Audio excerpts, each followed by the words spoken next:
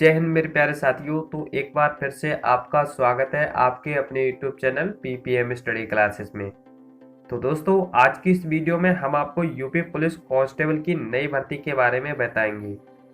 जैसा कि आप लोग जानते हो कि यूपी में पुलिस कांस्टेबल के कई पदों पर भर्तियां की जाएंगी और इसका प्रस्ताव डीजीपी को भेज दिया गया है। और आप लोग ये भी जानते हो कि यूपी में जो पुलिस कांस्टेबल के पद पहले 25,000 थे, लेकिन अब उन पदों को बढ़ाकर अब 26,744 पद कर दिए गए हैं। तो आप तो जानते हो कि यूपी पुलिस कांस्टेबल की कई सालों से भर्तियां नहीं की गई हैं और इस बार यूपी पुलिस कांस्टेबल की पदों पर भर्तियां की जाएंगी। लेकिन हालांकि अभी तक कोई ऐसा नोटिफिकेशन जारी नहीं किया गया है कि इसके फॉर्म कब से ऑनलाइन करे जाएंगे। तो आज की इस वीडियो में हम आपको इसकी संपूर्ण जानकारी देने वाले हैं कि यूपी पुलिस कांस्टेबल की तैयारी करते वक्त आपके लिए इसमें आपकी क्या उम्र होनी चाहिए, क्या इसमें आपकी योग्यता होनी चाहिए, इसमें क्या एग्जाम पैटर्न है, क्या आपका इसमें फिजिकल रहने वाला है और मेडिकल क्या इसमें रहने वाला है, सैलरी आपके लिए कितनी मिलती है और टेक्स्ट बुक आपके लिए कौन सी रहने वाली है और इसके फॉर्म कब तक आ जाएंगे। तो हम आपके लिए बिल्कुल संपूर्ण जानकारी देने वाले हैं। तो आप वीडियो में लास्ट तक बने रहिएगा, वीडियो बहुत ज़्यादा इंटरेस्टिंग रहने वाली है। वीडियो को शुरू करने से पहले आपसे एक छोटी सी रिक्वेस्ट है, अगर अभी तक आप चैनल पे नए हो तो चैनल को सब्सक्राइब करके बेल आइकन को दबा दीजिएगा, क्योंकि दोस्तों हम आपके लिए ऐसी बहुत सारी वीडियो लेकर आते रहते हैं, कहीं आप वो वीडियो को मिस ना कर दें। तो चलिए दोस्तों, वीडियो को शुरू करते हैं। तो दोस्तों, सबसे पहले हम जान लेते हैं कि यूपी पुलिस कांस्टेबल में हमारे टोटल पद कितने हैं और पद का नाम क्या है और विभाग क्या रहने वाला है। तो पद की बात कर लेते हैं। तो इसमें 26,744 पद रहने वाले हैं और पद का नाम की बात करें तो आरक्षी नागरिक पुलिस पीएससी पद का नाम रहने वाला है। विभाग की बात कर लेते हैं तो उत्तर प्रदेश इसका विभाग रहने वाला है और यहाँ पर सभी राज्य के लोग फॉर्म भर सकते हैं, यानी कि उत्तर प्रदेश के साथ में और अदर स्टेट के भी इसमें फॉर्म भर सकते हैं। तो चलिए दोस्तों, अब हम जान लेते हैं कि इसमें हमारी उम्र क्या होनी चाहिए। तो जनरल की इसमें एज है वो हमारी 18 से 22 साल है और SC ST OBC की इसमें एज 18 से 27 साल है। इसमें आपके लिए 5 साल की उम्र में छूट मिलता है, तो इसीलिए 18 से 27 यहाँ पर आपकी उम्र होनी चाहिए। अब हम बात कर लेते हैं फीमेल की। तो फीमेल में 18 से यहाँ पर आपकी 25 वर्ष होनी चाहिए और जो इसमें आपकी एज काउंट होने वाली है वो 1 जुलाई 2021 से यहाँ पर आपकी एज काउंट होगी। तो चलिए दोस्तों, अब हम जान लेते हैं कि इसमें आपकी योग्यता क्या होनी चाहिए। योग्यता की बात करें तो यदि आपने 12वीं पास कर लिया है, यानी कि आपने 12th पास कर लिया है, तो आप इस फॉर्म को भर सकते हो।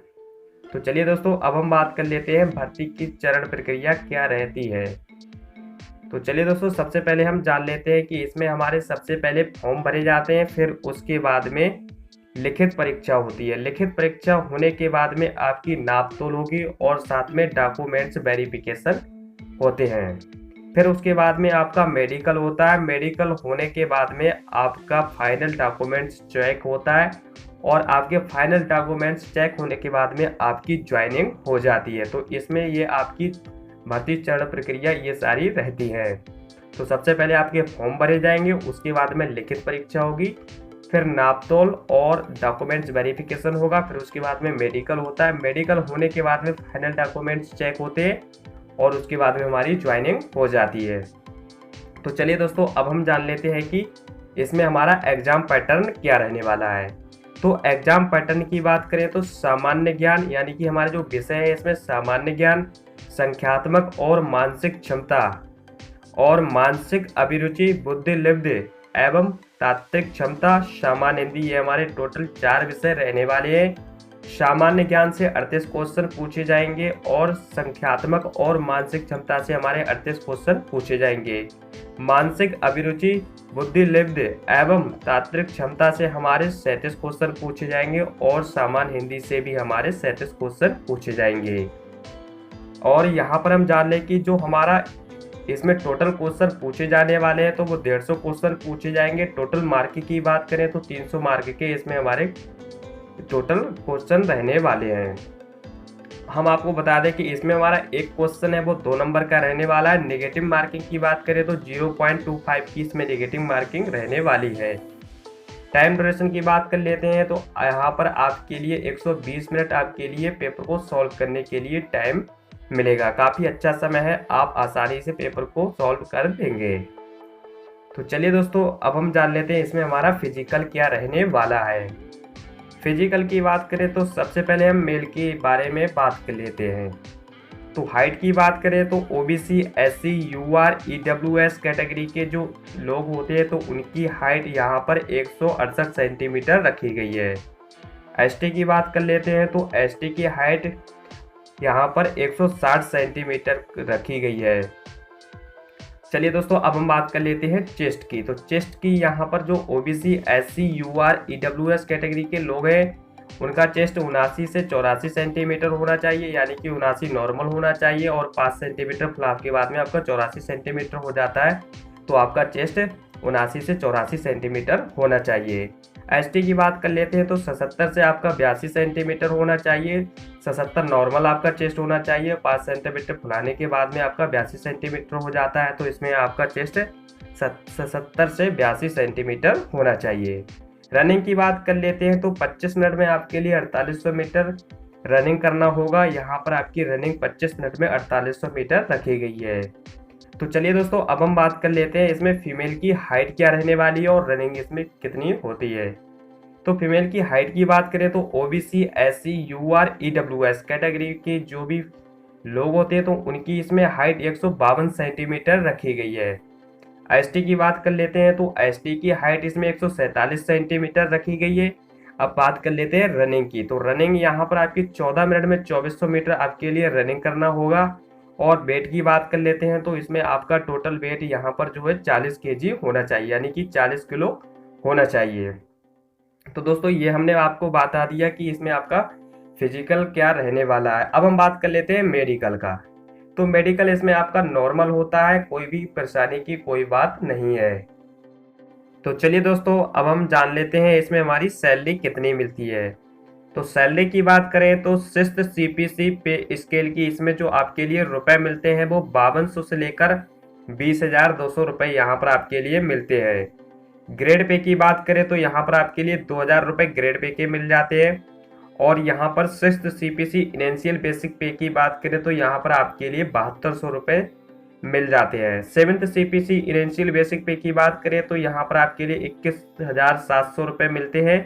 ग्रॉस मंथली सैलरी की बात कर लेते हैं तो टोटल आपकी 30,000 से लेकर 40,000 के बीच में आपकी सैलरी रहती है।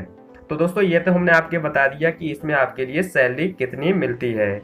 अब हम जान लेते हैं कि यूपी पुलिस भत्ते और अतिरिक्त लाभ आपके लिए कौन कौन से मिलते हैं।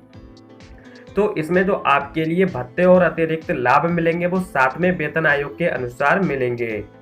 तो 7वें वेतन आयोग के अनुसार इसमें जो आपके लिए अतिरिक्त भत्ते और लाभ मिलेंगे वो यहाँ पर महंगाई भत्ता यानी कि डीए, चिकित्सा भत्ता, डिटैचमेंट अलाउंस, छुट्टी की सुविधा, अनुकूलनशीलता, क्वांटम और कम्यूटेशन, उच्च ऊंचाई भत्ता, मकान किराया भत्ता यानी कि HRA, यात्रा भत्ता यानी कि टीए और शहर का मुआवजा भत्ता, ये आपके लिए भत्ते और अतिरिक्त लाभ देखने को मिलते हैं। तो चलिए दोस्तों, अब हम जान लेते हैं कि इस एग्जाम को बहुत ही अच्छे स्कोर के साथ क्रैक करने के लिए बेस्ट बुक कौन सी रहने वाली है। तो दोस्तों, सबसे पहले हम बात कर लेते हैं मैथ की। तो मैथ के लिए जो सबसे ज़्यादा बेस्ट बुक रहने वाली है वो शारदा पब्लिकेशन का अंकगणित का बुक रहने वाला है। तो केवल आप इस बुक को लेकर एक बार अच्छे से इस बुक को लगा लीजिएगा, आप अपने एग्जाम में मैथ में बहुत अच्छा स्कोर करके आ जाने वाले हो, क्योंकि ये बुक आपकी बेसिक कंसेप्ट को बहुत अच्छी तरीके से क्लियर करती है और आपकी मैथ को भी बहुत ज़्यादा स्ट्रॉन्ग बनाती है। तो आप ये बुक को ज़रूर ले लीजिएगा। तो चलिए दोस्तों, अब हम बात कर लेते हैं कि रीजनिंग के लिए बेस्ट बुक कौन सी रहने वाली है। तो रीजनिंग की बुक की बात करें तो RK झा सर का बुक रहने वाला है अरिहंत पब्लिकेशन का। तो आप ये बुक के लिए एक बार अच्छे तरीके से पूरी बुक को लगा लीजिएगा, फिर आप इस पर ज़्यादा से ज़्यादा प्रैक्टिस करिएगा, आपके सारे रीजनिंग यहीं से कवर हो जाएगी और आपके लिए कोई भी दिक्कत नहीं होने वाली है। तो आप इसको पूरी बुक को अच्छी तरीके से पढ़ लीजिएगा, सारे क्वेश्चन आपके इसी बुक से फंस जाएंगे और आपके लिए कहीं भी ज़्यादा पढ़ने की ज़रूरत नहीं है, बस आप ज़्यादा से ज़्यादा प्रैक्टिस करते रहिएगा। तो आप ये बुक को जरूर ले लीजिएगा। चलिए दोस्तों, अब हम बात कर लेते हैं कि जीके या जीएस के लिए कौन सी ज़्यादा बेस्ट बुक रहने वाली है। तो बेस्ट बुक की बात कर लेते हैं तो लूसेंट पब्लिकेशन का सामान्य ज्ञान का बुक रहने वाला है और हर गवर्नमेंट एस्पिरेंट के पास ये बुक होता है। शायद आपके पास भी ये बुक होगा। यदि आपके पास है तो आप कमेंट करके जरूर बताएं। तो दोस्तों, ये बुक है जो बहुत ज़्यादा बेस्ट रहने वाला है। यदि आप सिर्फ इस बुक को अच्छे तरीके से पढ़ लेते हो तो आप अपने जीके जीएस में बहुत अच्छा स्कोर कर लेंगे, क्योंकि सबसे ज़्यादा बेस्ट बुक लूसेंट का ही माना जाता है। चाहे आप किसी भी एग्जाम की तैयारी कर रहे हो तो सिर्फ आप इस बुक को अच्छे तरीके से पढ़ लीजिएगा, तो आप ये बुक जीके जीएस के लिए ले सकते हो। बहुत ज़्यादा बेस्ट रहने वाली है। चलिए दोस्तों, अब हम बात कर लेते हैं कि हिंदी के लिए बेस्ट बुक कौन सी रहने वाली है। तो हिंदी की बात करें तो हिंदी के लिए लूसेंट सामान्य हिंदी की बुक रहने वाली है। बस आप इस बुक को एक बार अच्छे तरीके से पढ़ लीजिएगा और ज़्यादा से ज़्यादा इस पर प्रैक्टिस करिएगा। बस आपके हिंदी से सारे क्वेश्चन यहीं से पूछ लिए जाएंगे, आपकी हिंदी यहीं से कवर हो जाएगी। आप अपने हिंदी में बहुत अच्छा स्कोर करके आ जाएंगे, तो आप हिंदी के लिए ये बुक ले सकते हो। तो दोस्तों, अब हम बात कर लेते हैं कि इसमें हमारे डॉक्यूमेंट्स कौन से ज़रूरी हैं। जैसे कि डॉक्यूमेंट्स हमें अभी से कौन कौन से बनवा लेना ज़रूरी है। तो जो इसमें सबसे पहले हमारा डॉक्यूमेंट्स रहने वाला है वो मूल निवास रहने वाला है। तो मूल निवास आप अभी से बनवा लीजिएगा। उसके बाद में आपको जाति प्रमाण पत्र बनवा लेना है। और हम आपको बता दें कि जो आपके ये मूल निवास जाति प्रमाण पत्र है वो 1 अप्रैल 2021 से पहले का बना हुआ नहीं होना चाहिए। इसके बाद का यदि आपका बना हुआ है तब तो ठीक है, नहीं बना हुआ तो आप इनको दोबारा से बनवा लीजिएगा, कहीं आपके लिए कोई बाद में प्रॉब्लम ना हो। तो आप इनको कैफे पर जाकर जरूर अभी से ही बनवा लीजिएगा। और दोस्तों, अगर आपको वीडियो पसंद आ रही हो तो लाइक कर दीजिएगा और दोस्तों के साथ शेयर कर दीजिएगा। चलिए दोस्तों, अब हम जान लेते हैं कि कब तक आएंगे फॉर्म। तो दोस्तों, ये तो अभी तक कोई भी नहीं बता सकता है कि इसके फॉर्म कब तक आएंगे, क्योंकि नोटिफिकेशन तो अभी जारी नहीं किया गया है। फिर भी एक अनुमान से बताया जा सकता है, जैसा कि पहले भी बताया गया था कि ये जो भर्ती है वो इलेक्शन से पहले होगी। और इलेक्शन से पहले होगी तो आप जानते हो कि आचार संहिता 20 दिसंबर के बाद में लगने वाली है। यदि ये वैकेंसी आती है तो नवंबर में आने के बहुत ज़्यादा चांस है।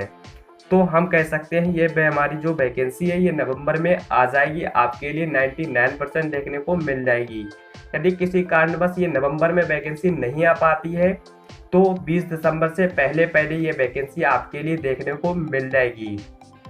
और इन्होंने कह भी रखा था कि जो इलेक्शन से पहले यूपी पुलिस कांस्टेबल की भर्तियां की जाएंगी। इसका सारा प्रोसेस यूपी पुलिस कांस्टेबल का है जो वो इलेक्शन से पहले ही हो जाएगा। सारे फॉर्म भर जाएंगे, फिर पेपर भी आपका बाद में होता रहेगा। फिलहाल ये जो वैकेंसी है वो नवंबर में आने के ज़्यादा चांस हैं।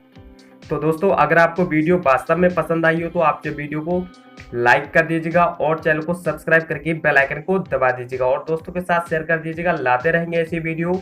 मिलते हैं अगले वीडियो में, तब तक के लिए जय हिंद।